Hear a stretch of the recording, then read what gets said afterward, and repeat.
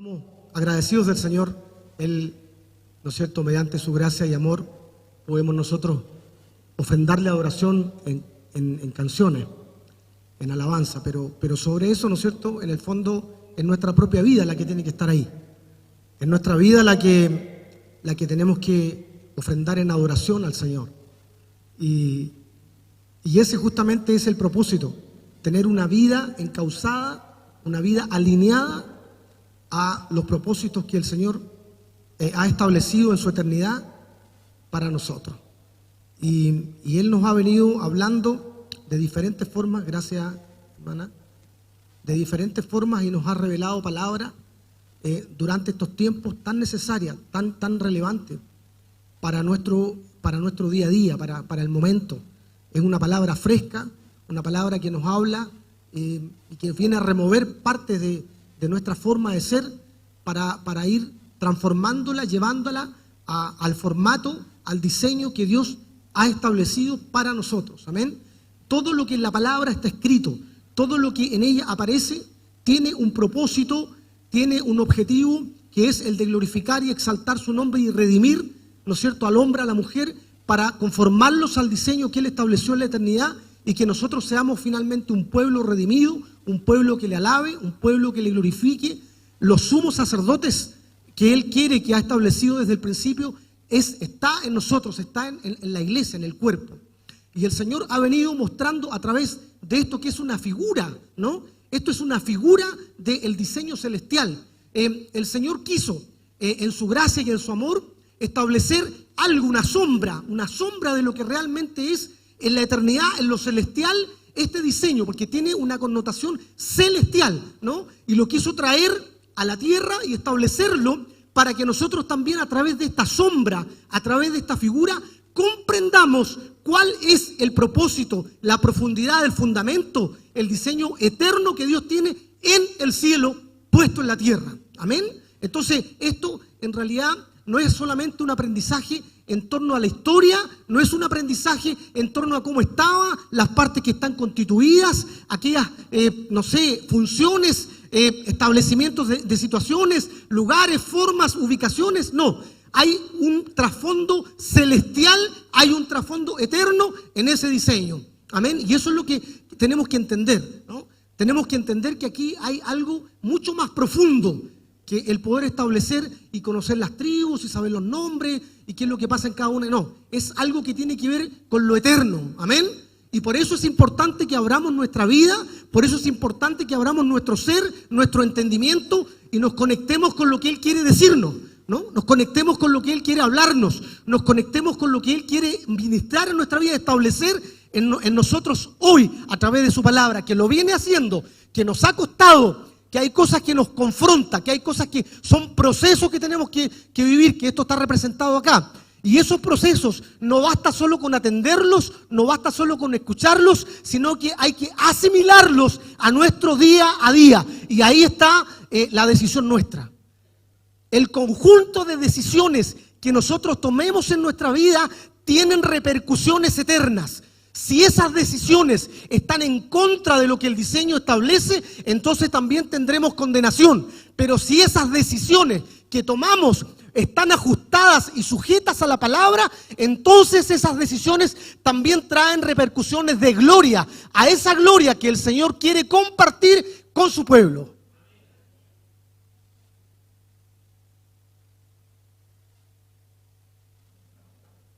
Aleluya. Y en esos procesos que el Señor ha establecido a través de este diseño, tenemos la justificación, tenemos la redención, tenemos la santificación y tenemos la sabiduría. La sabiduría que viene, por supuesto, del cielo, que no es lo mismo que la inteligencia, que son cosas completamente diferentes, ¿no es cierto? Tenemos la redención, la justificación, la santificación y la sabiduría. Todos estos elementos que están de una u otra manera representados por cada una de las tribus y por todos los elementos del tabernáculo, también generan y son instancias y procesos que Dios quiere cumplir en nosotros y que quiere sanar en nosotros para conformarnos en ese diseño. Entonces, así como un pequeño resumen, Simeón, la última vez que me tocó compartir, que no fue tanto atrás, están saliendo altos los pastores. Sí, están saliendo hartos, pero están saliendo para glorificar al Señor. Así que, amén, gloria al Señor. Así que en ese sentido, la gloria sea para el Señor y esto es bendición para el pueblo, para la obra. Simeón, hablamos la última vez que nos tocó compartir el oír inteligente. Ese oír inteligente, básicamente, ¿no es cierto? Así, en términos muy generales, fue toda una prédica, pero en términos muy generales, es el oír y obedecer, ¿no? Es el sintonizarnos a lo que el Señor quiere hablarnos y no solamente escuchar, sino que atender y obedecer eso que el Señor nos habla. Porque cuando no estamos escuchando, o a lo mejor la alternativa sería que escuchamos pero no obedecemos, no se trata de eso. O a lo mejor no escuchamos, a lo mejor viene algo pero no lo escuchamos, no estamos sintonizados. Entonces eso es el proceso que está asociado a Simeón, donde el Señor justamente también redime a Simeón y viene a redimir esos temas en nuestra vida. Hay cosas, a veces no escuchamos la voz del Señor, o la escuchamos y creemos, o nos hacemos un poquito los locos, ¿no? Como que no, hay ciertas cosas que podrían a lo mejor complicarnos un poco y esas como que no las escuchamos bien o no las queremos escuchar. A veces pasa eso en nuestra vida y Simeón justamente viene a ese oír inteligente, que es el significado particularmente de Simeón, hijo de Lea. El segundo, ¿no es cierto?, que hablamos también, Rubén, lo que quiere hacer el Señor es formar el Hijo de Dios en nosotros, un carácter, una naturaleza del Hijo en nuestra vida. Amén. Y eso habla de redención. Gad, y es lo último que se nos ha venido hablando, llegamos a ser una tropa, llegamos a ser un contingente que establece una naturaleza celestial en nosotros, que se complementa en el cuerpo. Eso es muy importante, eso es fundamental, eso es imposible de sacar. Todo esto se fundamenta en el cuerpo, en la comunión de los santos. Y cuando hablamos de tropa, hablamos de campamento, ¿no? Hablamos de campamento, hablamos de conformación, hablamos de unidad, hablamos de un mover en el cuerpo. No hay islas, no hay ideas particulares, no hay insinuaciones o buenas intenciones individuales. Aquí hay un concepto de cuerpo, de tropa en Cristo Jesús. Y eso se viene a establecer en nosotros como verdaderos hombres de lucha, hombres y mujeres de lucha que enfrentan en Cristo Jesús las adversidades de la vida, las situaciones que son complejas, que son difíciles, pero en Cristo somos conformados como ese contingente que puede salir adelante, donde son justamente levantadas aquellas situaciones del sepulcro que están ahí muertas en nosotros, son levantadas, y ahí nos hablaron de Gad, y vamos a la victoria en Cristo Jesús. No hay un tratamiento específico y particular, es en el cuerpo. Amén. Y lo último que se alcanzó a ver también es Leví. ¿Ven? El tercer hijo de Leví. Nos hemos dado cuenta también de la importancia y de los contextos y de los escenarios en donde se produce la gestación. Cómo nacen, qué entorno les viven ellos, cómo es durante la gestación la mamá, el entorno del papá. Eso también ha venido a traer harta revelación a nosotros, a nuestra vida particular y personal, ¿no? Porque vemos acá en cada uno de estos hijos, que este es el tercer hijo de Lea, perdón, este es el tercer hijo de Lea, ¿ya? Y vimos cómo se gestó los anteriores, los momentos que vivieron y el nombre que le ponía ella, ¿no es cierto? Particularmente aquí hay otra cosa, porque siempre son los hombres que le ponían nombre a sus hijos. Aquí vemos que es Lea, la mujer, ¿no es cierto?, que le pone nombre. Y el tercer hijo es Leví. Entonces siempre nos viene a mostrarnos también para que seamos entendidos, ¿ya? Para que comprendamos las cosas, la importancia de cómo se da la gestación, qué ambiente hay. Y ahí es para que justamente el Espíritu nos habla, nos enseña, nos muestra, porque he visto y escuchado testimonios, y es importante mencionárselo a ustedes, y seguramente usted ha escuchado más testimonios que yo en ese sentido. La obra gloriosa que el Señor ha hecho en muchos de los que están acá, en muchos de nosotros, aún habiendo vivido situaciones en la gestación que no tenemos cómo recordarlas, el Señor las ha traído a memoria para sanarlas, ¿ya? Esas aguas que han sido contaminadas, que están movidas, que se mueven, ¿no es cierto?, y que están en nosotros, producto, y que se van generando amargura, producto de esas situaciones de gestación que son incompatibles, que no son de acuerdo al diseño del Señor, generan situaciones en las personas que finalmente requieren ser redimidas. Bien, y eso es importante también conocerlo, porque cuando el Señor trae esa luz, nosotros no miramos esas cosas como algo inocente, que es el negocio de las tinieblas. Hacernos ver aquellas cosas como inocentes, hacernos ver aquellas cosas como que no tienen importancia. Pero a través de la palabra nos hemos ido dando cuenta de lo importante que es entender bajo qué condiciones nosotros fuimos gestados, cómo fue ese momento, qué había en ese contexto, cómo estaba la mamá, cómo estaba el papá, qué estamos haciendo nosotros hoy día también, los que somos padres, durante los procesos de gestación, durante los ambientes que vive la mamá durante ese tiempo, qué se está moviendo en la casa, qué está ocurriendo en el hogar. Todas esas situaciones afectan de una u otra manera, ¿no es cierto?, la forma en que se va a desarrollar ese crecimiento, el carácter, la forma y la manera finalmente en que va a tener la personalidad de esa persona. Entonces, justamente acá Leví, había una situación cada vez que, ¿no es cierto?, que Lea tenía un hijo, ella tenía una esperanza, ¿no? Ella siempre pronunciaba algo decía, y tenía que ver justamente cada una de esas declaraciones que hacía Lea tenían que ver con esa amargura que ella tenía en su corazón al darse cuenta que Jacob en realidad no la amaba. Recuerden ustedes que el corazón de Jacob, ¿dónde estaba? Estaba en Raquel, ¿no es cierto? Y por eso hay una parte que menciona la Biblia que dice que le parecieron pocos los 7 años. Claro, cuando uno ama, cuando el corazón está puesto, cuando hay un sentimiento, cuando uno está enamorado, y ahí hubieron varios ejemplos que aparecieron acá, parecen poco el tiempo, el esfuerzo que hay que hacer. Y justamente ella sabía eso y ella se daba cuenta, era notorio. Y por eso que cada vez que Lea tenía un hijo, generaba una declaración en su angustia, en su tristeza, en su soledad. Y también aquí en particular vamos a ver que justamente ocurre frente al nacimiento del tercer hijo de Lea. Dice Génesis 29:34, dice, y concibió otra vez, ¿quién? Lea. Y dio a luz un hijo. Y dijo, ahora esta vez declaró nuevamente, recuerden, cada vez declaraba algo, y ese algo tenía que ver con el establecimiento del significado del nombre también asociado a su hijo. Y declaró lo siguiente, dice, ahora esta vez se unirá mi marido conmigo. Esta vez sí que se va a unir, o sea, claramente ella estaba declarando una realidad que ella percibía que no estaba conectada con Jacob, ¿no? Esa era la situación de ella. Ella sabía que no estaba unida a Jacob, que no había una alianza, un pacto con él. Entonces, la esperanza de ella y la declaración que hace acá es, ahora, esta vez sí. O sea, hay veces anteriores, ¿no? Por eso dice esta vez, ¿no?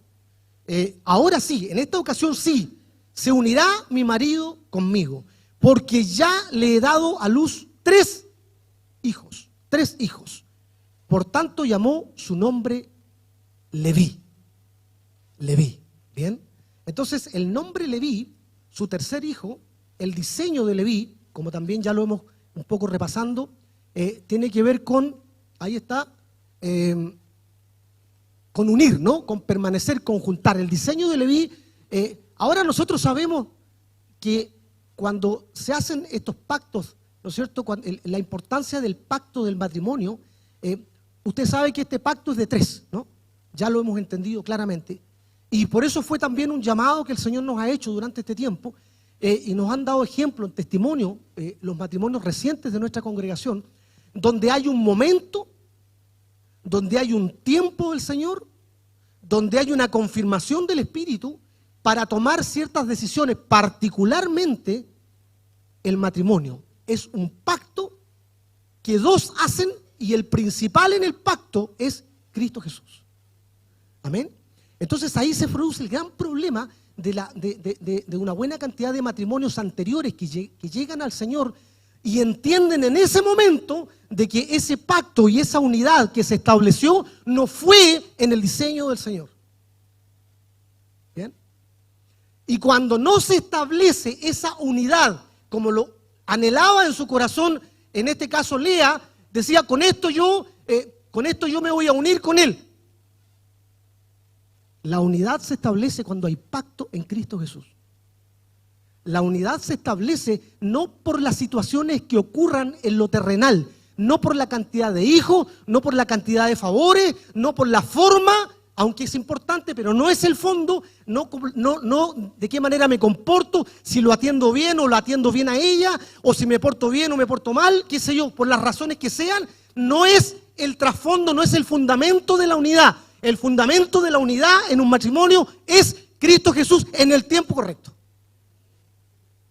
¿Bien? Eso es muy, muy importante.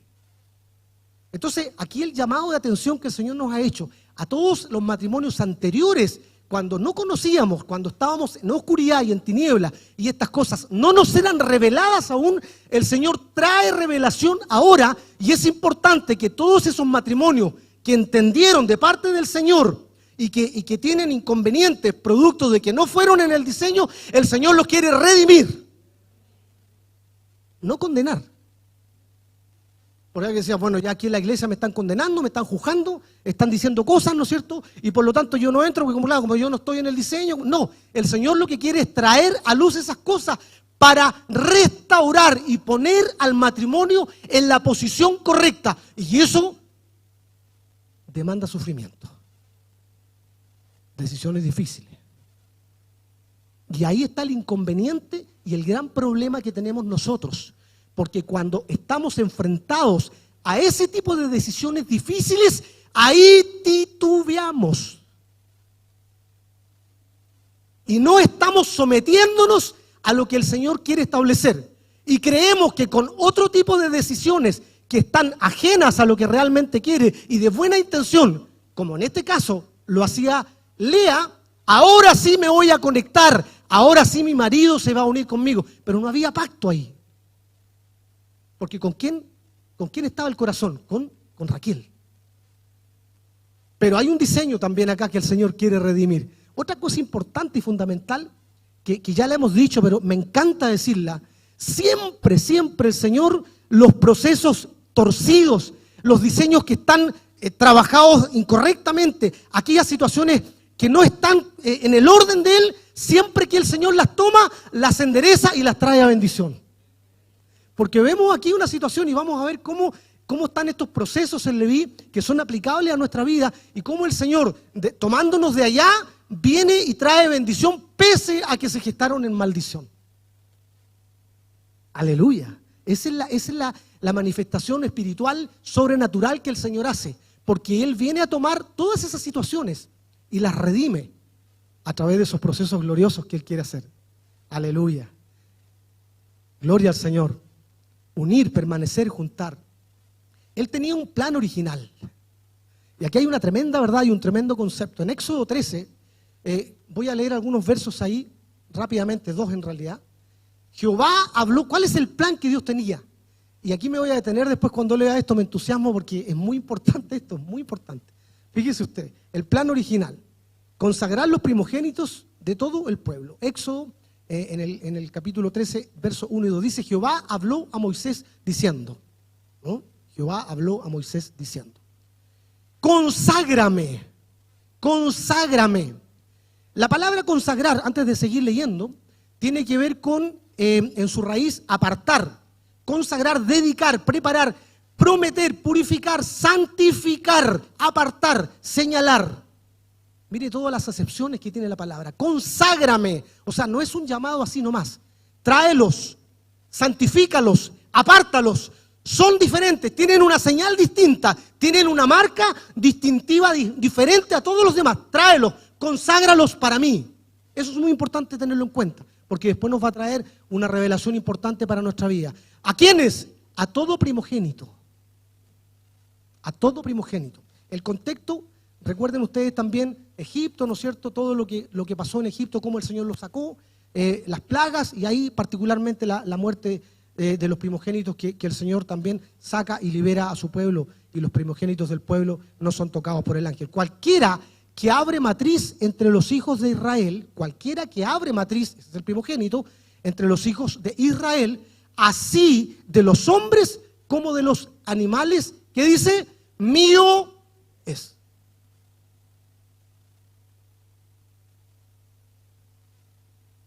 Mío es. Eso es profundo, ¿no? Porque, claro, Señor, tú eres dueño de todas las cosas.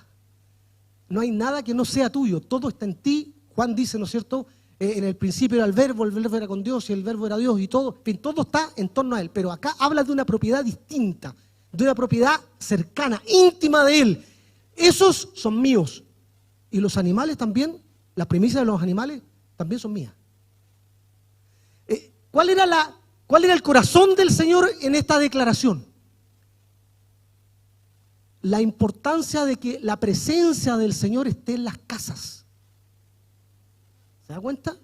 Los primogénitos en cada casa. O sea, Él quiere estar en las casas, Él quiere estar en las familias, Él quiere establecerse en la familia, en medio del núcleo familiar. Por eso Él dice, esos me pertenecen.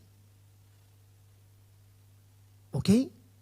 Entonces aquí es muy, muy potente porque, a ver, nace nuestro primer hijo. No, es que el primer hijo no es tuyo. No, había que entender eso, la importancia de del trasfondo, de la profundidad de esta aseveración que estaba haciendo el Señor a Moisés. Mira, el primer hijo no es de la familia, o sea, no le pertenece a ustedes, no es de ustedes. ¿Ok? O sea, ya, hablemoslo hoy día, lo podemos anotar en la libreta, todo lo que ustedes quieran, ponemos el apellido, qué sé yo, pero no es de ustedes, no les pertenece a ustedes. O sea, no hagan planes con él. Bien, no hagan planes con él, no comiencen a especular que este va a hacer esto, mira, no, mi hijo, no, porque no es de ustedes, es mío. ¿Me entiende la importancia de lo que tenía en el corazón el Señor? Él quería entrometerse de buena manera, no sé si la palabra sea correcta, él quería incorporarse en las casas a través de esa propiedad de él, el primogénito. ¿Cómo se medía en esos años? ¿Cómo se medía la riqueza de un hombre en esos años, en ese tiempo contemporáneo de la historia? ¿Cómo uno sabía si una persona tenía más riqueza, tenía menos riqueza, era más acaudalado, tenía más recursos? ¿Cómo se medía en esa época? Por los animales, ¿no es cierto? Por la cantidad de rebaño que tenía, qué sé yo, cantidades de vacunos. Ahí vemos cómo Jacob entrega los regalos, ¿se acuerdan ustedes? Y comienza a mostrar toda su riqueza. Pero aquí también hay otro concepto importante, y quizás me salga un poquito el tema, un paréntesis, porque también dice las primicias, ¿de qué? De los animales. Bien. Y ahí me quiero detener un poquito porque cuando el Señor habla esto, de las primicias, también establece de que hay recursos que son de Él. O sea, que no los tenemos que poner en el presupuesto. ¿Me sigue? ¿Ok? O sea, Él quiere establecer su propiedad en la casa con los primogénitos, lo dice, lo establece acá, en su corazón estar en las casas, pero también Él establece su propiedad en los recursos. Ahí no escuché muchos amén. Pero ¿sabe qué? ¿Por qué le digo esto? Porque dentro de esta calificación podríamos perfectamente hablar de los diezmos. O sea, hay que entender aquí este concepto que a lo mejor usted ya lo absorbió, lo asimiló, pero pucha que cuesta. Y lo vuelvo a insistir, el diezmo es que no nos pertenece, no es que yo voy a dar. O sea, uno da algo cuando lo tiene, es que esto no es nuestro. O sea, no puedo dar algo que no tengo, ¿no? O sea, Señor, te voy a dar No, porque no es nuestro. O sea, si aquí está establecido, hay ciertas cosas que son del Señor y punto, no se pueden colocar en ninguna parte como disponibles, porque no están disponibles. ¿Me sigue? Ese es el diseño del Señor, porque Él no solamente se hace cargo de la persona, sino que del sostén de la persona, de la familia, de la casa. Cuando nosotros no estamos entendiendo este diseño, entonces nosotros estamos trayéndonos a nosotros esa responsabilidad. Y usted sabe lo que pasa con nosotros cuando tomamos responsabilidades solos. Sabe los resultados. Sabe cómo ha mostrado el mundo por muchos siglos, por muchos tiempos, cómo son nuestros gobernantes en el mundo, cómo somos nosotros los seres humanos frente a las situaciones, cómo estamos de contaminados, cómo estamos de corruptos, cómo hay gobiernos y situaciones en el mundo que demuestran, pero con evidencias contundentes, que el hombre no tiene la capacidad de dirigirse de manera autónoma. Por eso el Señor dice, yo quiero estar ahí, en tu casa.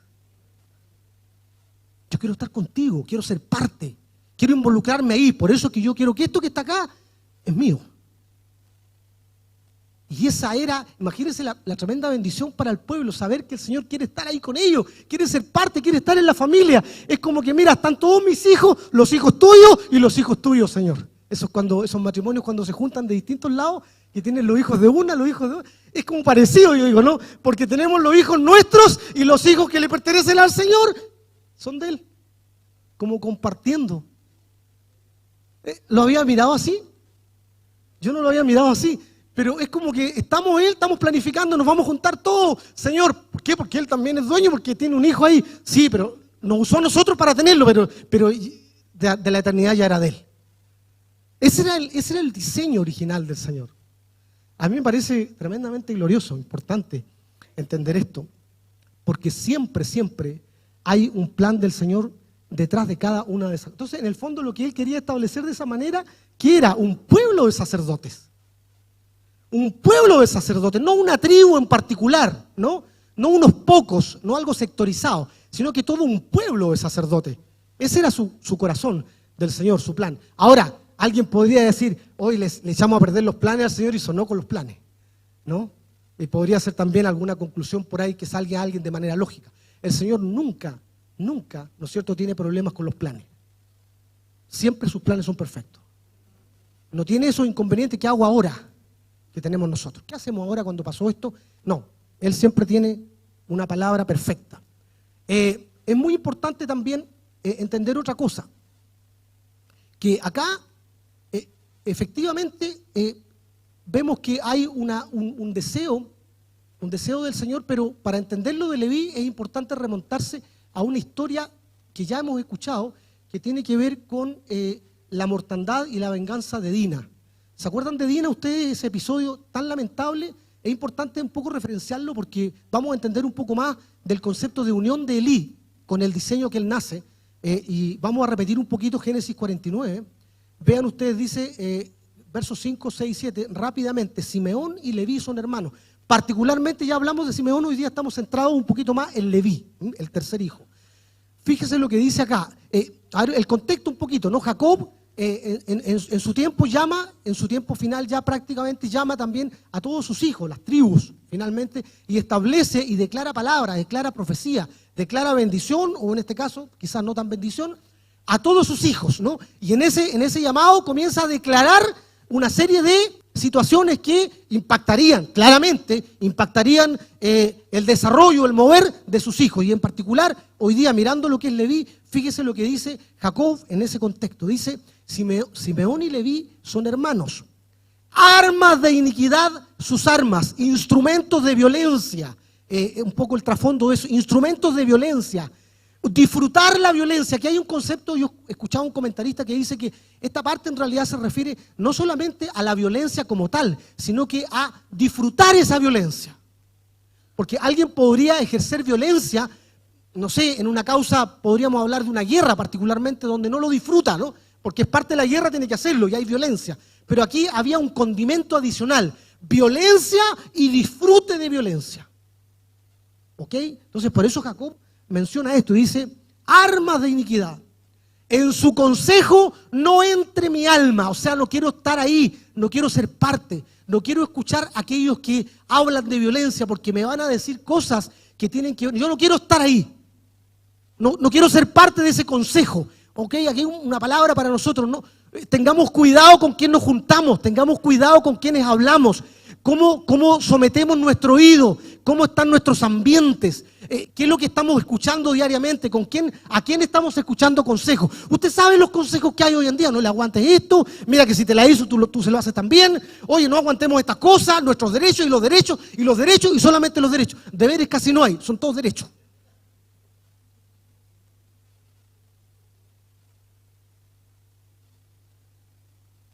Por eso es importante aquí lo que dice, ni mi espíritu se junte en su compañía, dice Jacob. No, aquí hay un tema espiritual de fondo también. O sea, tenemos que entender, y el Señor nos ha mostrado la importancia de ver y tener entendimiento de las cosas en nuestra vida, porque hay trasfondos espirituales detrás.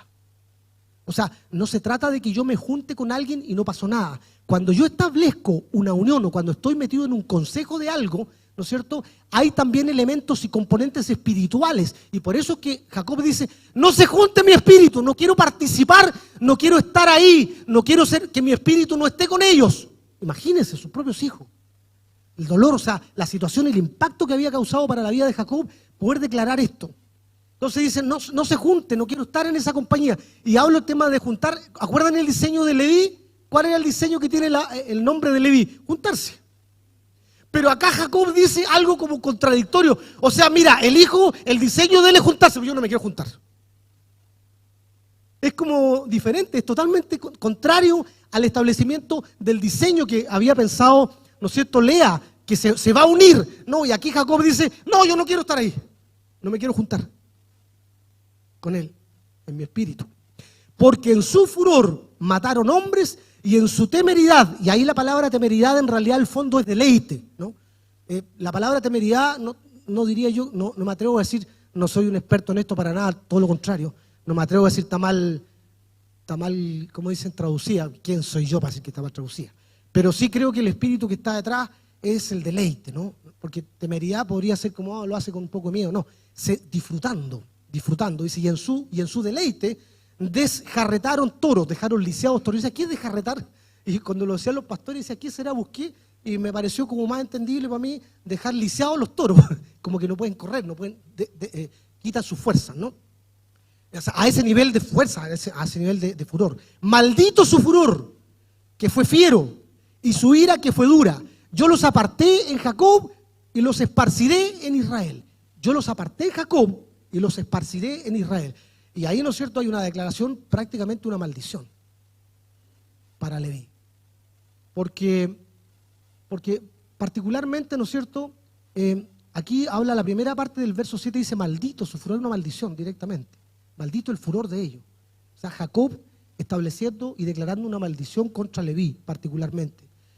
Y su ira, que fue muy dura. Yo los apartaré, dice, en Jacob. Entonces, hermanos, creo que es muy importante entender cómo el Señor después va transformando esto. Denme un segundito, por favor.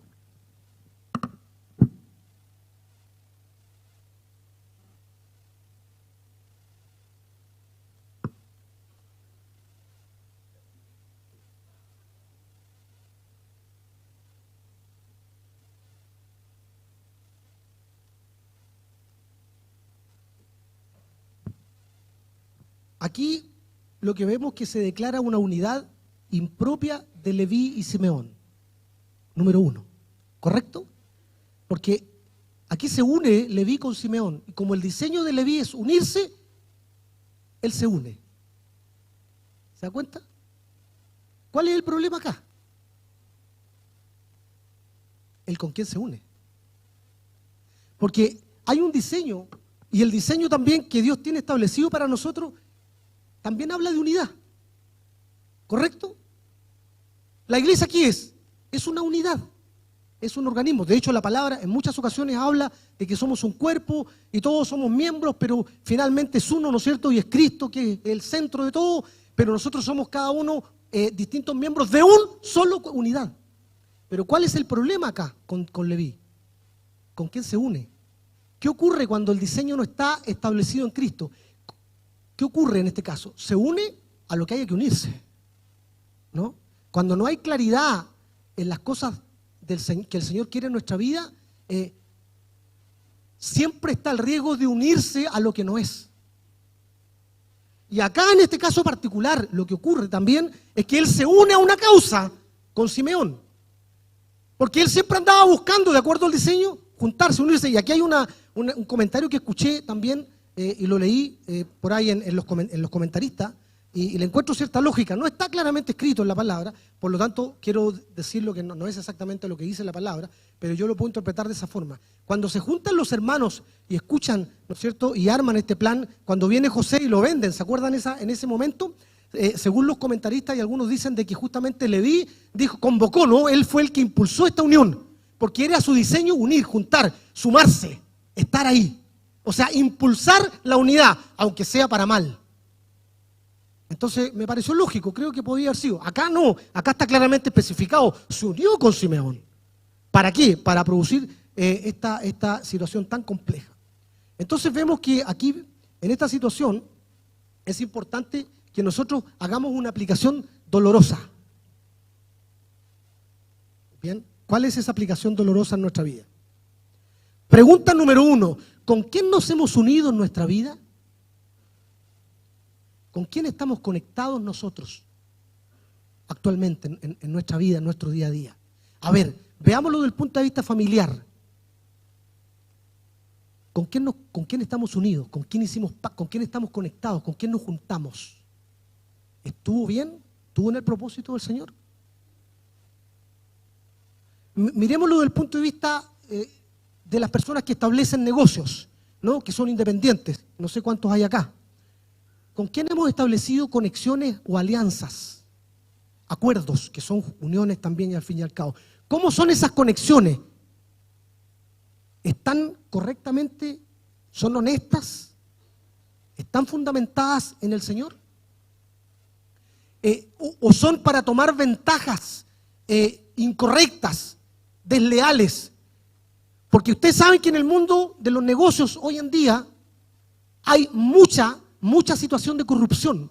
Hay coimas, hay acuerdos incorrectos, hay ponerse de acuerdo, hay colusiones, y uno lo ve, normalmente uno lo ve a gran escala, ¿no? Que la compañía tal, la otra vez nos vendieron los pollos, se coludieron con los pollos, ¿se acuerdan? Ya, y uno, oye, ¿cómo se coluden? Pero veámoslo nosotros, en nuestro mundo más pequeño, los que hacen negocios, los que establecen acuerdos. Ustedes, no hay ese principio de unidad de querer sacar una ventaja inadecuada por un negocio, por un acuerdo con algún conocido. Mira, véndemelo así nomás, déjamelo de esta manera, déjamelo de la... O sea, está Leví de alguna manera manifestándose ese diseño torcido en nosotros, tomando acuerdos impropios en nuestra vida, si estamos haciendo ciertos negocios y acuerdos que no están a la luz de lo que pide la palabra.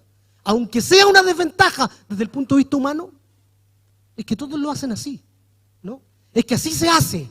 No, es que nosotros tenemos que hacerlo de acuerdo a lo que el Señor establece. Entonces, claro, es difícil hoy en día, por supuesto que yo he escuchado muchas veces esto, es muy difícil que los negocios prosperen siendo transparentes, porque si tú eres transparente te mueres.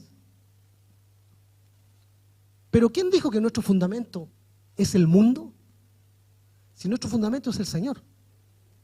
Entonces, ahora pregunto a los que trabajamos, los que somos dependientes, yo estoy ahí en ese grupo, ¿qué acuerdos hemos hecho en la compañía en donde trabajamos? ¿Con quién hemos establecido acuerdos, alianzas, uniones? Oye, mira, en realidad, mira, yo no vengo mañana, pero qué sé yo, pero ahí lo arreglamos ahí, pero fíjate que nos conocemos tantos años y mira, me llevo esto de la empresa, que estos ejemplos lo hemos escuchado diariamente y por eso es importante que nosotros, siempre que tomemos una palabra, tratemos de llevarla a nuestro mundo real, para que no quede volando por los aires, que mira, que le vi, como vuela le vi por... No, nosotros en nuestra vida, ¿no? ¿Cómo lo llevamos nosotros a nuestra realidad? ¿Cómo estamos estableciendo nuestros acuerdos en nuestra vida? Esa es la pregunta. Por eso dije dolorosa, porque podrían haber acuerdos familiares, es que nuestra familia también tiene ciertos compromisos y acuerdos, ya hemos visto el tema de la familia, ciertos compromisos y acuerdos que se han respetado por años, en generaciones, y yo soy parte de ese acuerdo, así que tengo que participar en esta u otra situación, que no es una unidad correcta en el Señor. Entonces hay un precio que pagar acá. Por eso hablé al principio de las decisiones, porque las decisiones que tomemos van a marcar finalmente los resultados que vamos a obtener. Y esas decisiones que nosotros tomemos, o esas alianzas que nosotros tomemos, proyectan algo. ¿Ok? O sea, una persona cuando toma una decisión determinada y se entromete en esa decisión, proyecta, refleja, da a conocer algo. ¿Qué puede dar a conocer una persona? ¿Qué estamos dando a conocer? ¿Amargura? ¿Qué dio a conocer aquí Leví con esa unión? Ira. ¿No? Aquí dice, ¿no? Dice que él, en tu furor y en tu ira, ese fue lo que proyectó el resultado de esa alianza. ¿Qué resultados estamos teniendo nosotros? ¿Cómo están nuestras emociones? ¿Son emociones controladas? Mira, cuando se enoja el Iván es terrible, no lo controla nadie, ni él mismo se controla a él mismo. No tiene el fruto del dominio propio, que es del espíritu, ¿no? Entonces, ¿qué estamos reflejando nosotros en nuestras emociones? ¿Tenemos emociones descontroladas? ¿Será porque habrán uniones que hemos establecido que no están correctas y que proyectan eso en nuestra vida? Sería importante y sería interesante que nos detengamos un momento. Y si no vemos nada, digámosle, Señor, algo tiene que haber, ¿no? Si hay alguna situación que te produce ira, o que te produce amargura, que te produce tristeza, que no te produce lo que es el fruto del Espíritu, es porque a lo mejor hay una conexión, hay una unidad que no has cortado, o que no hemos cortado en nuestra vida. Amén. Eso es muy importante entenderlo, porque aquí cuando nos hablan de la palabra, no estamos para aprender la palabra exclusivamente, estamos para llevarla a nuestra vida de manera real. Y ahí está el dolor, porque viene ese traje del Señor perfecto y no encaja, se traba, no calza en nosotros. Y cuando no calza, el Señor lo va haciendo calzar con amor en nuestra vida. Y ahí vienen esos procesos. Entonces revisemos, hermanos queridos, cómo son esas cosas. Fíjese usted que a veces el Señor, y ha pasado, vuelvo otra vez al ejemplo, ha pasado de que efectivamente en este caso hay muchas veces que el Señor ha traído a nuestra memoria situaciones que se habían olvidado, porque ya sabemos que las situaciones que nos marcan a veces que son traumáticas, ya hemos aprendido eso sin ser psicólogos, hemos aprendido de que inconscientemente hay mecanismos de protección que nos hacen olvidar esas situaciones. Ahora, el traerlas a la memoria es para sanarlas, no es para volver otra vez a darnos contra aquello, sino que para que el Señor venga y las restaure en nuestra vida. Bien, y por eso es importante tenerlo en cuenta, que el Señor traiga a nuestra memoria. Entonces aquí vemos efectivamente que había una causa muy, muy potente. Y es importante entender porque cómo viene la redención de Leví, qué se gesta para la redención de Leví. Y para eso voy a recordarles ese episodio cuando en el corazón del Señor está lo que yo decía, se gestaba el diseño original del Señor de estar en las casas, de que sean sus sacerdotes. Y el pueblo, ¿no es cierto?, viendo la mano del Señor, viendo la obra del Señor, viendo cuando salieron del Mar Rojo, pasaron por entre el mar, fueron librados de los egipcios, el Señor los llevó en victoria, los alimentó, los llevó. Era su pueblo, es su pueblo, ¿no es cierto? ¿Qué ocurrió? Éxodo 32, dice del verso 7 al 8, dice: entonces Jehová dijo a Moisés, anda, desciende. ¿Dónde estaba Moisés en ese momento? Moisés estaba en el monte Sinaí, en la presencia del Señor, con Jehová, ¿no es cierto?, recibiéndolo en las tablas de la ley, recibiendo, ¿no es cierto?, la palabra directamente del Señor con Josué. Él estaba ahí, y en ese momento, cuando estaba en comunión con Jehová, con Dios, en el monte Sinaí, ocurre algo inesperado. Y el mismo Dios, Jehová, le dice, Jehová le dijo a Moisés, imagínense la escena, él en el monte, el pueblo abajo, ¿no? El pueblo abajo. Anda y desciende, porque tu pueblo que sacaste de la tierra de Egipto se ha corrompido. Pronto se han apartado del camino que yo les mandé. Se han hecho un becerro de fundición y lo han adorado. Y ahí nos hablaban la semana pasada, o 2 semanas atrás, de lo fuerte que fue luego el castigo de eso. Y le han ofrecido sacrificios. Y han dicho, Israel, estos son tus dioses que te sacaron de la tierra de Egipto. El plan del Señor no cumplido por el pueblo. El que partí ilustrándole a ustedes el diseño de que el Señor esté en las casas de todos, en la comunión del pueblo, el pueblo no lo cumple. Y a nosotros a veces nos gusta un poco, lo exagero, como que nos gusta analizar al pueblo. Oye, qué malo que fue el pueblo, ¿ah? O sea, mira cómo fue el pueblo. Imagínate, estuvieron en el mar, vieron que el Señor separó las aguas, vieron la obra del Señor y las predicaciones muchas veces dicen de eso. Y nosotros, hermanos, hemos visto la obra del Señor. Y yo me pregunto, muchas veces hemos visto la obra, vemos corazones cambiados, vemos manifestaciones especiales del Señor, sobrenaturales, y aún así hay gente que se aleja del Señor. ¿Que no es lo mismo? A mí realmente me sorprende muchas veces, y no lo digo porque la palabra dice, el que está firme mire que no caiga, no lo digo porque uno, mira que yo estoy, no, porque tenemos que estar en Cristo, ¿no? Y ahí está nuestra firmeza, porque la firmeza particular no corre, no funciona, es la firmeza en Cristo. Entonces cuando hablamos de situaciones, gente que pasa, que viene, que pasa por las iglesias, que ve situaciones reales y después se aleja del Señor, y hay aseveraciones tan ilógicas, tan confundidas, necesito un tiempo.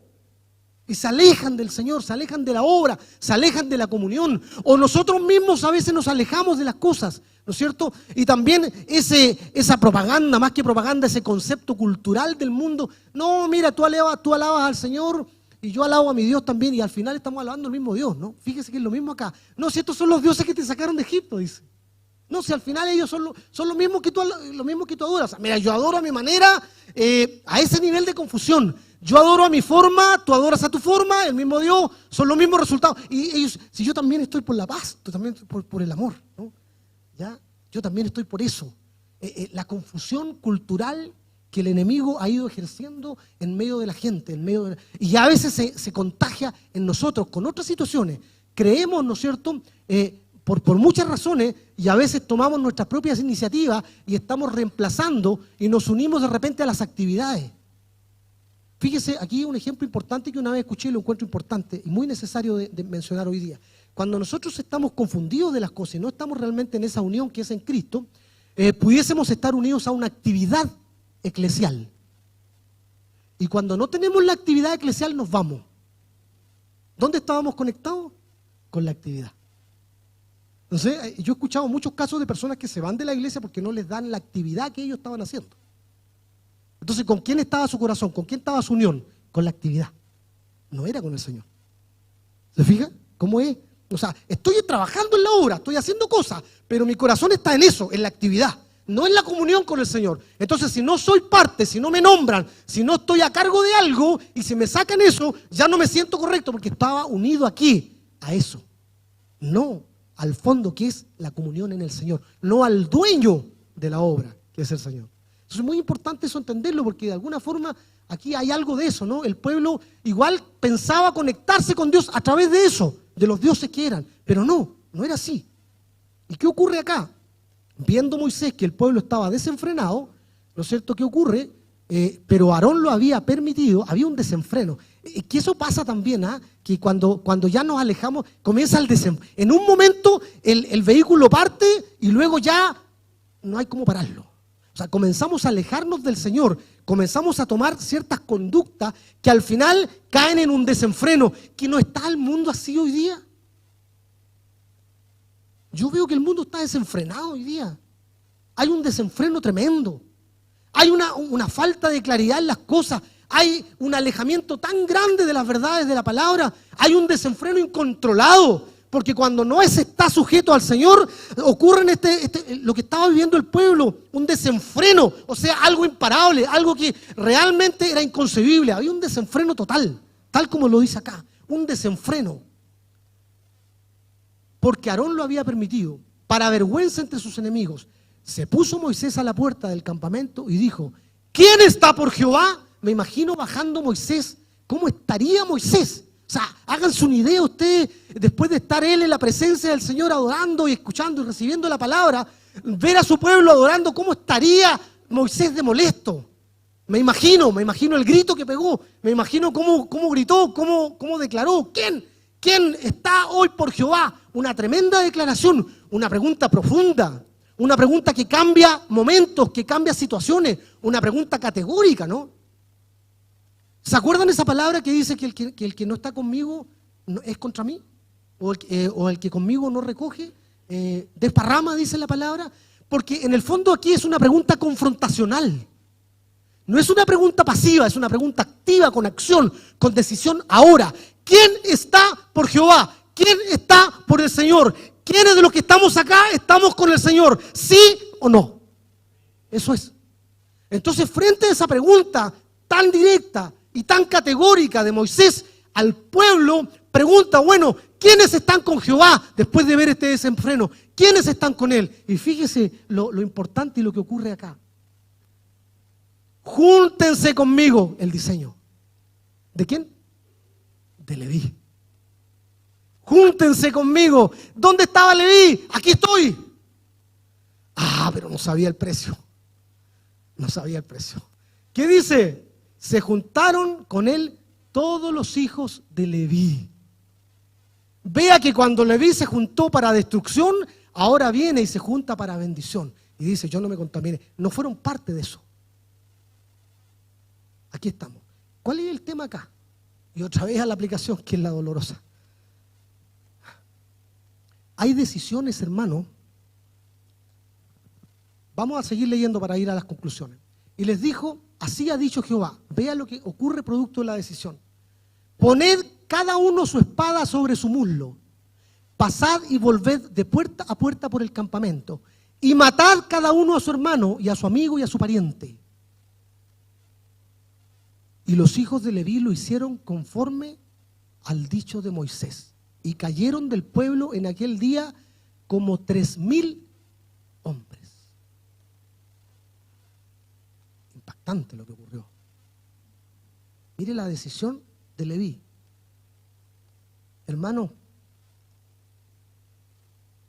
hay situaciones tan duras. Imagínense con aquellos que compartió, con aquellos que caminaron juntos en el desierto, con aquellos que fueron compañeros al ver abrirse el mar, con aquellos que transportaron y se trasladaron en el desierto, con los que jugaban, con los que compartían en el día a día. Llega el momento en que la autoridad y la decisión y la palabra de Dios dice que hay que matarlos porque se contaminaron a su propia familia. No eran personas desconocidas, eran su gente, eran sus hermanos. Esto es algo muy, muy profundo, porque hay situaciones en nuestra vida donde tenemos la familia a este lado, pero que se contrapone con el propósito del Señor. Eso es muy importante entenderlo, porque aquí había una situación de contaminación. Por eso es importante. Cuando tenemos la familia y cuando tenemos al Señor, y ahí viene la pregunta del Señor. Tienes la familia de este lado, los tuyos, los intereses, las cosas, y tienes al Señor acá, que se contraponen, y tú estás ahí, y Moisés te pregunta, ¿quiénes están con el Señor? ¿Quiénes están con Jehová? Y tú tienes que decir, no hay posición neutra. No hay posición neutra, hermano. Por eso es que muchos desisten del Señor. Porque en algún minuto ven que está enfrentada la familia y el Señor. Y en esa decisión van por la familia. ¿Qué tiene de malo la familia? Si no es la familia en sí lo malo, es qué es lo que está detrás de la familia. ¿No? ¿Qué elementos hay ahí? Entonces, por eso cuando la pregunta tan fuerte y categórica que hace Moisés y le dice, ¿con Jehová o con ellos? Y ellos ven a sus hermanos y ven a Jehová y se ponen al lado de Jehová. ¿Cuál fue el precio? Matar a los que se contaminaron.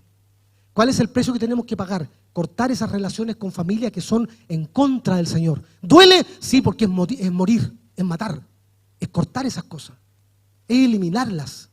Es difícil, pero claro que es difícil, porque son aplicaciones a nuestra vida. Ya lo estamos mirando ahora a los israelitas, ¿no es cierto? Que, oye, mira cómo lo hicieron. No, lo estamos mirando nosotros ahora. Eso es lo que tenemos que hacer, tomar la palabra y llevarla. Oye, ¿a quién tengo que cortar? ¿Qué cosas me vinculan, que me ponen en contra de lo que Dios quiere para mi vida? ¿Cuáles son? Es doloroso, pero claro que es doloroso. ¿O usted cree que no les dolió a los levitas tener que matar a sus propios hermanos con los que compartían, con los que habían vivido, con los que habían salido de Egipto, con los que habían pasado ese tiempo de esclavitud y ahora líderes todos, me imagino, celebrando cuando cruzaron? Con esos mismos que celebraron, tuvieron que matarlos. Con esos mismos que has compartido a lo mejor situaciones familiares hermosas, situaciones que hoy día te ponen en contra y que te confrontan frente a la palabra. O haces lo que el Señor te pide, que es de acuerdo a su palabra, o haces aquellas cosas que no están de acuerdo a lo que el Señor quiere. ¿Dónde te vas a ir? No, que yo me quedo dependiendo de qué. No, es sí o no. Y ahí estamos complicados.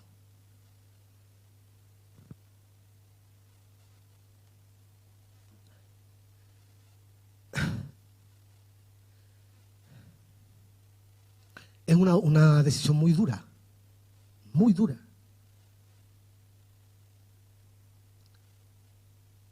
Mire la forma en que el Señor toma a la tribu de Leví y la redime. Tremendo. ¿Cuál era ¿Cuál era el diseño de Leví? La unión. Limpia la unión. Todo lo que se contaminó lo limpia, lo junta.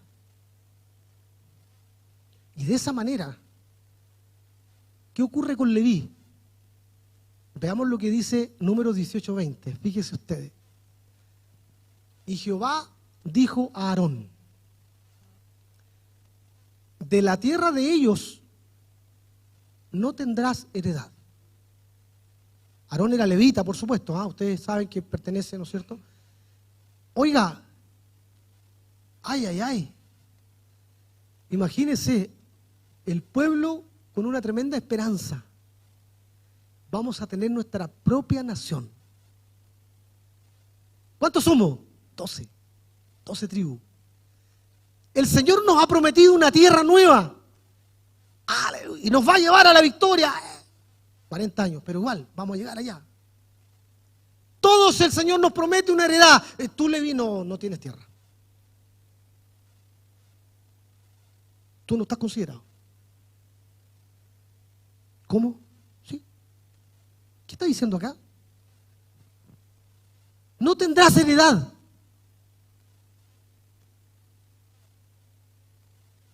¿Pero cómo? Ni entre ellos tendrás parte. ¿Se acuerda cuando partimos hoy día hablando de la palabra? Decíamos, este hijo es mío. Este hijo es mío, este primogénito me pertenece a mí. No es parte tuya, no es parte tuya. Y es como el mismo concepto que hay acá. ¿Se da cuenta? ¿Se da cuenta usted la palabra como dice? Dice, no tendrás parte, Aarón, tú no tienes parte. Es como que, a ver, exagerémoslo. Tú no tienes nada que ver con ellos, aunque sí. Pero tú, en este concepto, tú no estás ahí. Tú no eres parte de eso. Tú no estás considerado en esas cosas. Leví. ¿Por qué? Porque yo soy tu parte. ¿Se da cuenta? Porque yo, ¿quién es el yo? Jehová.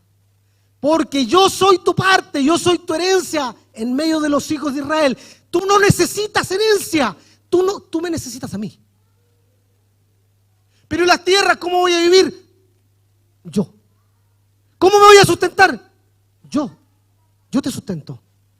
Pero ¿y cómo? Yo. Estás en mí, tú eres mío. Era el mismo diseño de los primogénitos. ¿Lo ve? ¿Lo ve ahora? Lo conecta.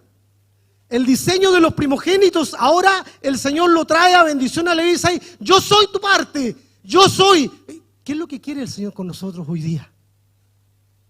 ¿Quién es nuestra parte? ¿En quién está qué se nos ha dicho acá en las prédicas? ¿Está en el título? ¿Está en el negocio? ¿Está en el trabajo? Y que ahora justo me ascendieron, me subieron un 50% el sueldo. ¡Ay, la confianza que tengo en mi trabajo! ¡Tremenda! Y voy a seguir creciendo. ¿Y qué es lo que dice la palabra? Yo soy tu parte. Entonces cuando viene de repente los pastores y me dicen, deja ese trabajo. ¡Ay, pastor! ¿Y con qué me voy a mantener? Pero pastores, por favor, pero no deja ese trabajo porque ese trabajo te está alejando del Señor. Te está alejando. Déjeme darle una vueltecita. Yo soy tu parte. Uy, ¿qué cuesta eso? Eso sí que cuesta. Porque al final de quién, o sea, mira, quedé sin algo, me quitaron algo. No tengo herencia, no tengo tierras para trabajar. Yo soy tu parte, yo soy tu Dios. Tú eres mío.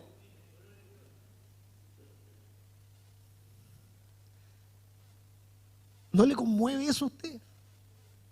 A mí me estremece porque Él es todo, o sea, no hay nada. O sea, no nos hagamos ilusiones de algo, o sea, no nos aferremos a esto, porque esto no es nuestro, si esto no pertenece, nosotros somos del Señor, Él es nuestra parte. ¿Me sigue? Ese es el Evangelio. Él es nuestra esencia, es celestial. Eso es.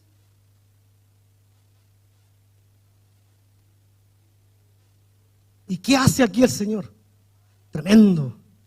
¿Cuántos primogénitos hay? El diseño original. Yo tenía el corazón en los primogénitos. ¿Cuántos hay? Hay 22.000. ¿Cuántos levitas hay?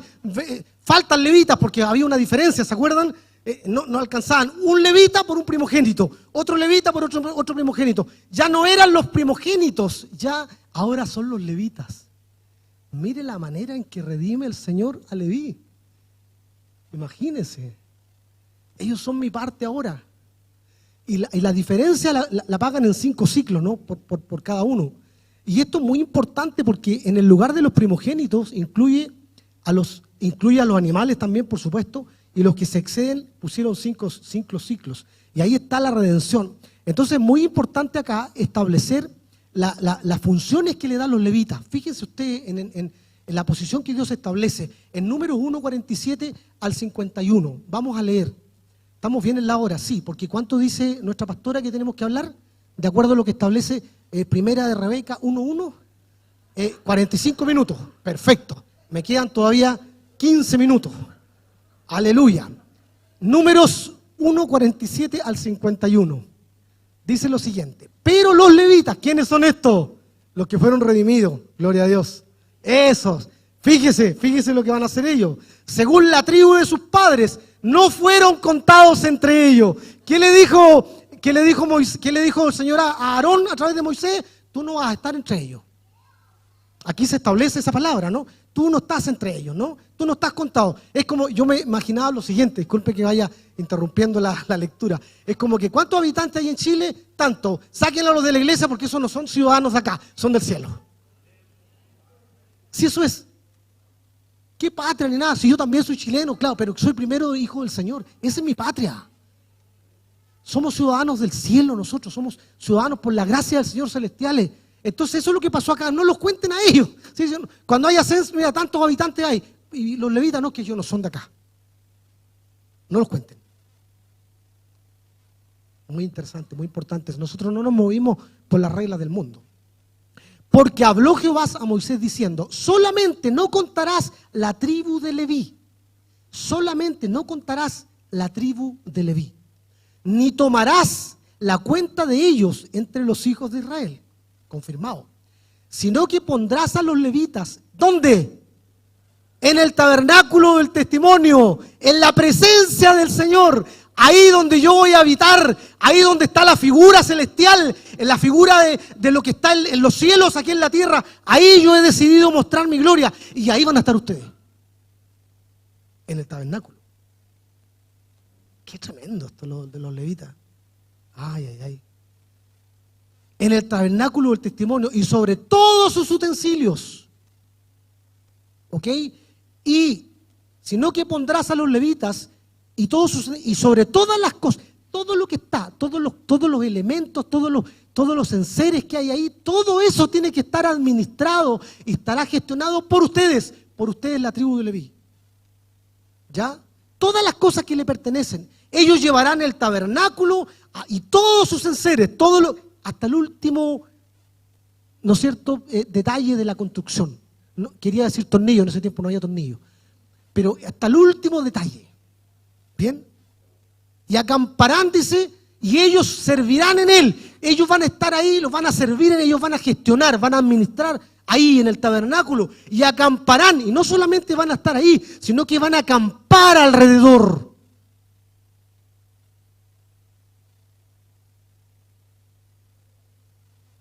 Y cuando el tabernáculo haya de trasladarse, dice, los levitas lo desarman. Y cuando el tabernáculo haya de detenerse, los levitas lo armarán. Me detengo un poquito ahí. Oye, me desocupé un poquito, quiero ayudarlo a ustedes, los levitas. Porque mira, terminé de hacer mi pega y quiero también echarle una manito. Espérate un poquito, ¿qué pasa acá? ¿Qué pasa? Y el extraño que se acercare, ¿qué pasa?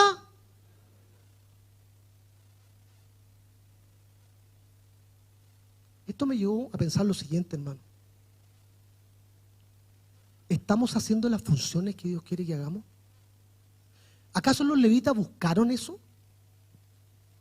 Entonces, aquí es muy importante entender qué hay detrás de estas cosas que el Señor ha establecido en sus diseños y en las funciones que el Señor nos da. Unos son una cosa, otros son otra cosa, y no podemos estar usurpando funciones que el Señor nos ha establecido. Pero ¿cómo yo sé cuál es mi función?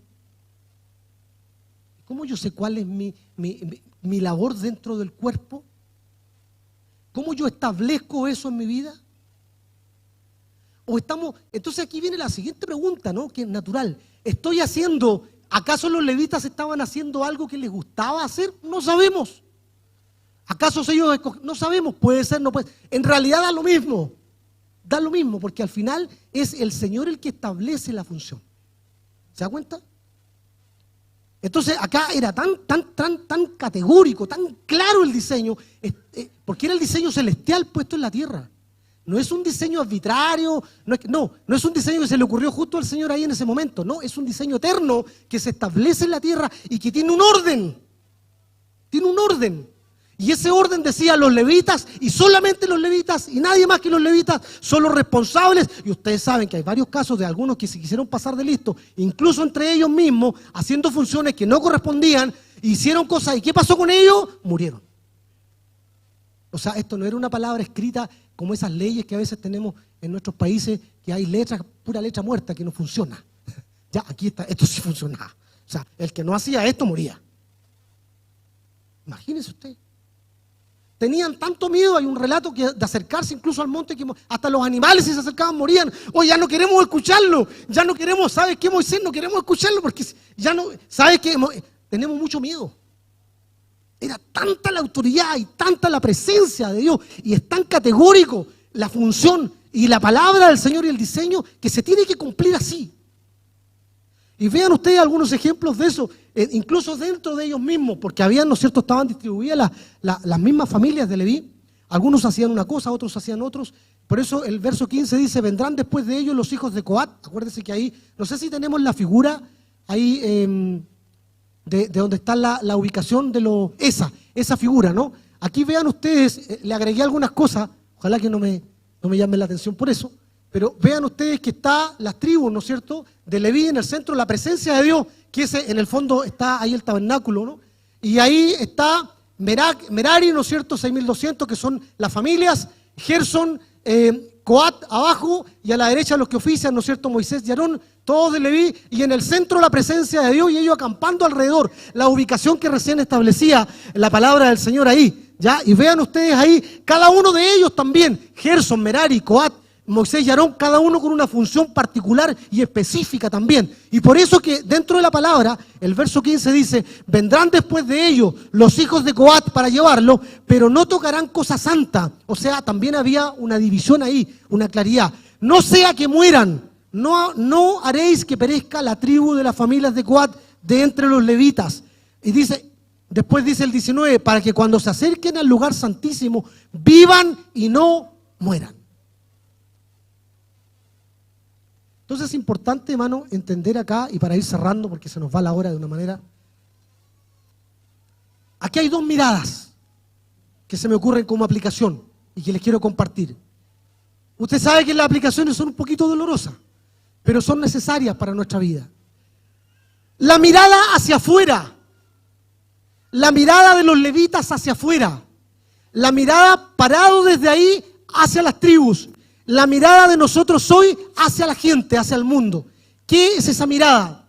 ¿Estamos ejerciendo un rol? ¿Realmente nos estamos desenvolviendo cada día? ¿Cuál es ese rol que estamos ejerciendo en el lugar donde nos desenvolvemos día a día?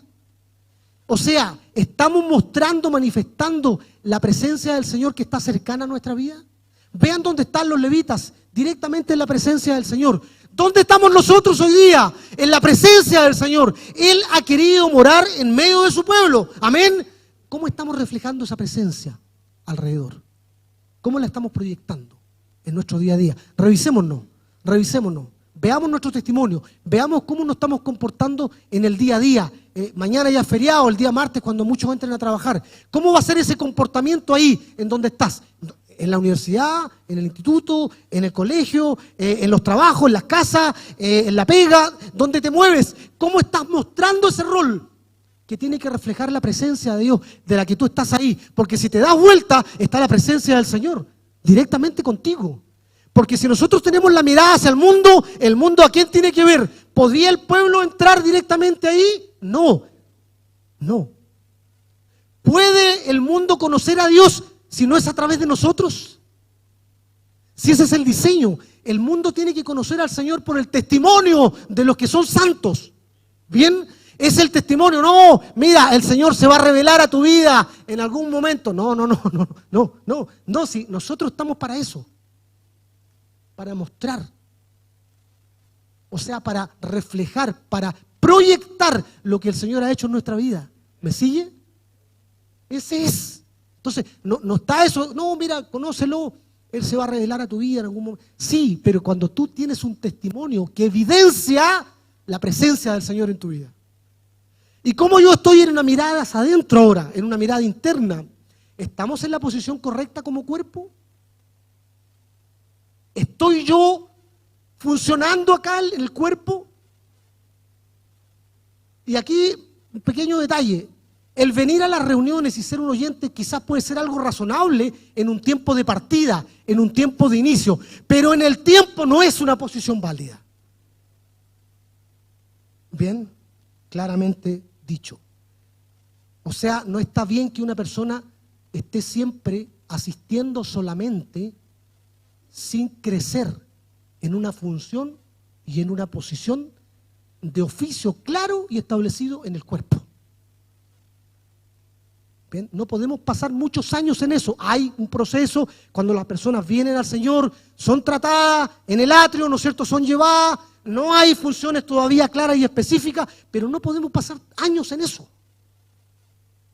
No es el diseño. Por eso la mirada hacia adentro, ¿no? Le vi ahora con funciones específicas.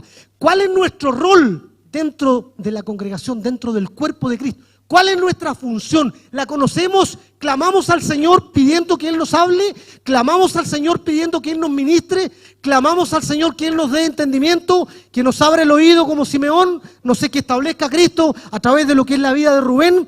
Que conozcamos al Señor a través de eso. ¿Cuál es nuestra función? ¿Cómo yo sé?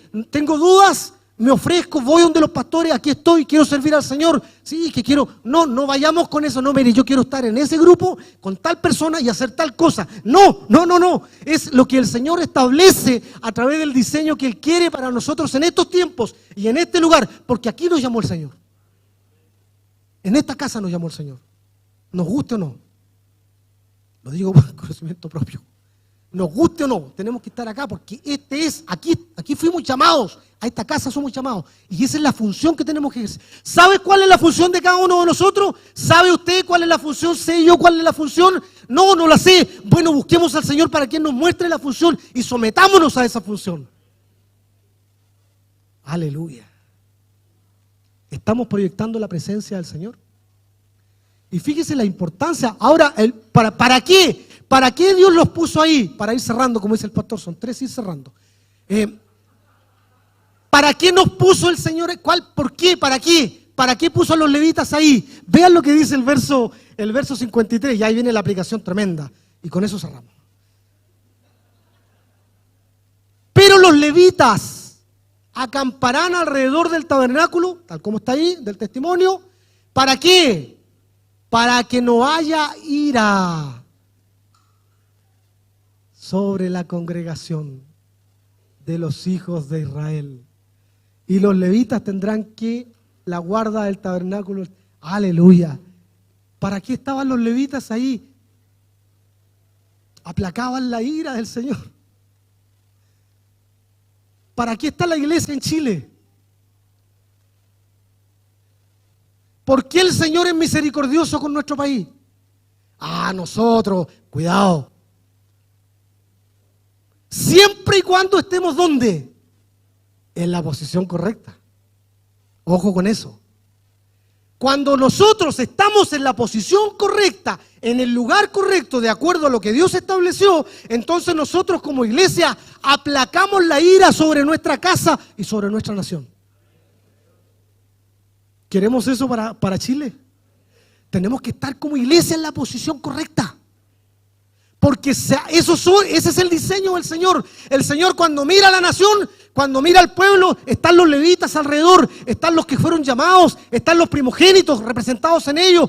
Él quiere convertirnos a nosotros en sus primogénitos. Más adelante la palabra lo establece, que finalmente los primogénitos somos nosotros. Nosotros somos su pueblo, nosotros somos su herencia, esa es la herencia nuestra, es Él es nuestro todo. Y nosotros somos los que estamos ahí. Y por esa posición que el Señor nos ha dado en el mundo, aplacamos la ira del Señor sobre las naciones. ¿Qué pasa con esas naciones donde no hay evangelio?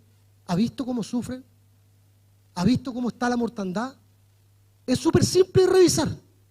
Es súper simple revisar. Los hermanos que nos hablan de las naciones donde se persigue el evangelio, por la misericordia del Señor, vean cómo son esos países.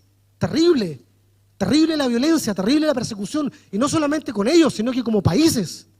Horrible. ¿Por qué? Porque no es casualidad que el Señor aplaca su ira porque están un grupo de cristianos ahí, no. Es porque realmente el modelo y el diseño que Dios ha establecido en su palabra es que nosotros seamos intermediarios, los mediadores en Cristo Jesús. Los mediadores en Cristo Jesús somos nosotros como iglesia, y nosotros somos los que estamos intercediendo ante el Señor porque tenemos la presencia directa del Señor en nuestras vidas, una conexión celestial. Esta figura del tabernáculo, hermanos, es una figura que finalmente se cumple en Cristo Jesús. Porque finalmente esta tribu, cuando Dios establece, ¿no es cierto?, y Él consuma esta palabra, esto era una sombra. Todo este diseño era una sombra realmente de lo que era el verdadero sacerdocio, que ya no era el sacerdocio de Leví. ¿Se han preguntado ustedes por qué, después siendo el Cristo, el sumo sacerdote, el que viene realmente a ser la figura real y verdadera y auténtica de lo celestial, que se consuma en la entrega de Jesucristo como sumo sacerdote por nosotros, por nuestra vida, y oficiando y sentándose a la diestra del Padre? Ese sentarse a la diestra del Padre no es un sentarse pasivo, es empoderarse, es tomar autoridad. Él tiene la autoridad, no se sienta ahí nomás como acompañante, no, Él se sienta a la diestra del Padre con autoridad, con poder, se empodera, porque a Él se le dio toda autoridad. ¿Me sigue? Entonces ahí está a la diestra. ¿Y sabe por qué? Nuestro Señor Jesucristo fue descendiente de Judá, no de la tribu de Leví. Bien, pero como si Él había establecido el diseño de que los únicos que podían oficiar eran, porque este es un nuevo pacto. Porque el nuevo pacto se establece con cosas que no son de la ley, necesariamente en ese concepto. Nacen de un nuevo principio, de un nuevo, no es una situación que esté ligada a eso, porque es un nuevo pacto. Y por eso que el sumo sacerdote, que es el Señor de los sacerdotes, es el más alto en el sacerdocio, que es Cristo. Él, siendo de la tribu de Judá, se establece como nuestro sumo sacerdote. Y por lo tanto, dice la palabra que de acuerdo a la orden de Melquisedec, que es figura de ese rey de justicia, que es Melquisedec. Vean ustedes que Melquisedec, si analizan en la palabra, no hay datos de él, porque reflejan también lo que es el Señor. No hay un origen, no hay un término, no hay una genealogía, no hay una indicación mayor. ¿Por qué? Porque el Señor es eterno. No hay referencia. Y por eso que Abraham le entrega, ¿no es cierto?, los diezmos después de la batalla. Recuerden ustedes Melquisedec. Y ese Melquisedec que figura también de este sumo sacerdote que es Cristo Jesús, que es eterno, que no tiene fin, que no tiene ni un principio, que no tiene un final, pero que está ahí. ¿Y qué nos conecta con el cielo? Porque Él está, ¿dónde está? Está en la presencia del Señor. ¿Cuánto tiempo podían estar los sacerdotes ahí oficiando en el lugar santísimo? Solo una vez al año. Solo una vez al año, y por un momento muy puntual, con unas campanitas por si se morían y los tiraban con una cuerda. ¿Se acuerdan que eso nos relataron? Es así. ¿Cuánto tiempo está el Señor como sumo sacerdote en la presencia? Eternamente. Vea las diferencias tremendas que hay. En la presencia del Señor, Él se empoderó, está sentado, pero está permanentemente ahí porque Él ya ofició. Y Él dice la palabra, intercede por nosotros. ¿Dónde está la conexión celestial? Es que está Cristo en nosotros. Entonces alguien podría decir, bueno, pero no está a la diestra del Padre. Ay, salgamos de esas cosas tan restrictivas, tan de nosotros, tan encajonadas. El Señor no tiene límites. El Señor nos conecta con el cielo. ¿Cómo? Estando Cristo en nosotros, estamos conectados con el Padre. ¿Ves la figura? Porque la palabra dice que Él está a la diestra del Padre. Bueno, pero no está en mi vida. Sí, también está en tu vida. Entonces, ¿estás conectado con el cielo? Sí. ¿Cuándo? Cuando Cristo está en tu vida. ¿Se entendió el concepto? Póngase de pie, por favor. Vamos a ir cerrando.